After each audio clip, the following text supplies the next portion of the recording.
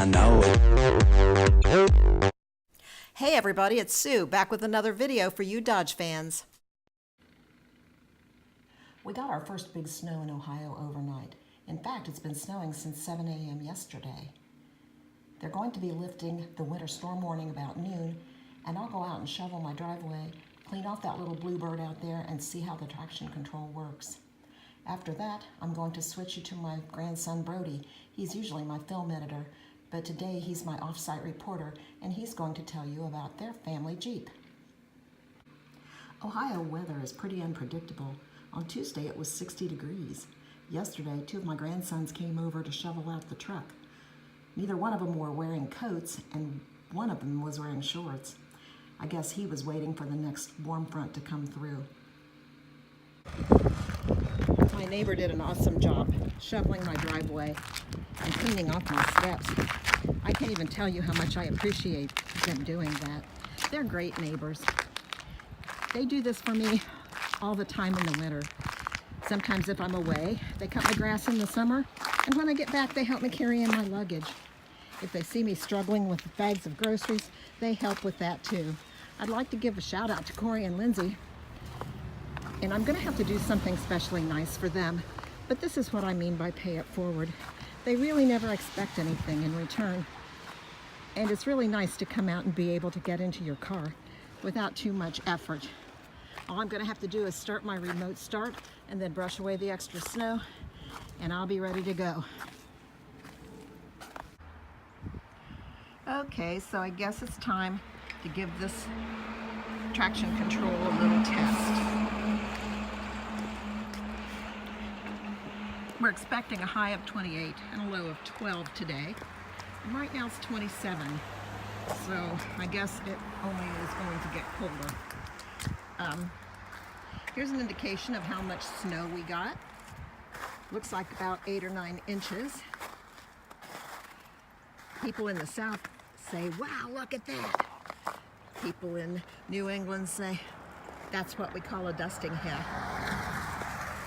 It looks like the only thing I have left to test my traction control on is this little pile of slush that the snowplow has pushed up for me to have to drive over.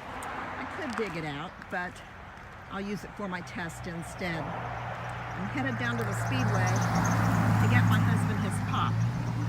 So I'll just push this pile of snow off the roof, warm the car up, and get going. Well, somehow my remote start got disabled.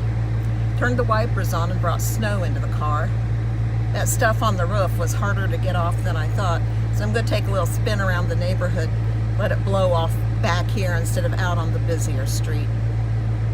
I can't wait to see if this traction control does its job. I looked it up in the owner's manual, and it talks about slip differential stuff and everything, but the bottom line is that if the 2 driven wheels are spinning and one of them is spinning faster than the other one, the traction control slows the faster one down to the same speed as the slower one, so that you maintain stability on the road. I'm not going to film my trip to Speedway, but I'll leave my camera on. If you hear me scream, you'll know it didn't work. Okay, you can see here that my driveway looks pretty clear to back up. I'm going to try and back up, show you at the same time.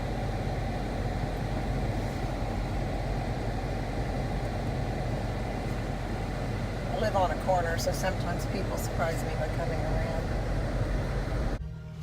Well, I made it. But I think I may need some traction control for my feet. This is a little bit worse scenario. I'll see what this is like to get out of.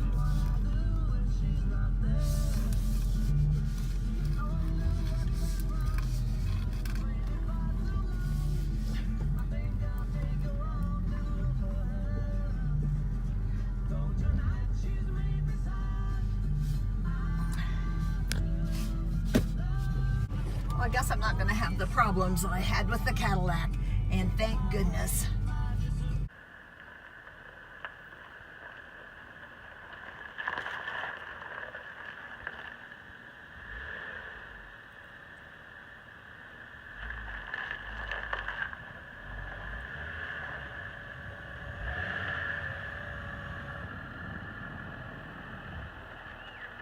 What's up, guys? My name is Bertie Jones, and this is the family's 2018 Jeep Wrangler Sport Unlimited JL.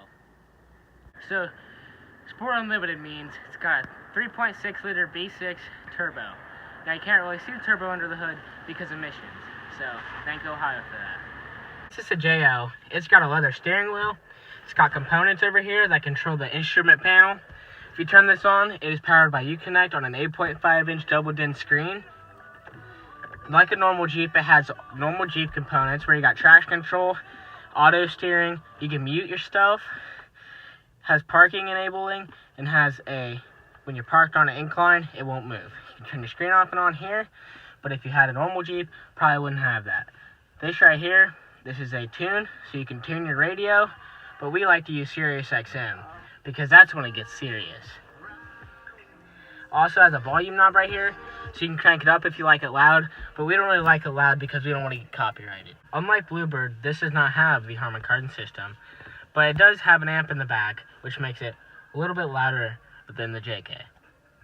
JL also comes with, can't really do that, but it also comes with an aux cord, which like every other Jeep would have. It comes with a USB and a USB Type-C for the Samsung people. Like most Jeeps, it has removable sides and back, as well as our top folds down, and it can also be taken off. It has a roll cage that Jeep made that when you go off-roading and if you roll, you won't get hurt. Although, you should always wear a helmet. JL model, it has a rear backup camera. If you get a flat or your tire pops, if you have to take this off, you would have to take this little bolt off right here. But Jeep makes that real easy by making all bolts the same. And this toolkit right here, that allows you to take the doors and top off.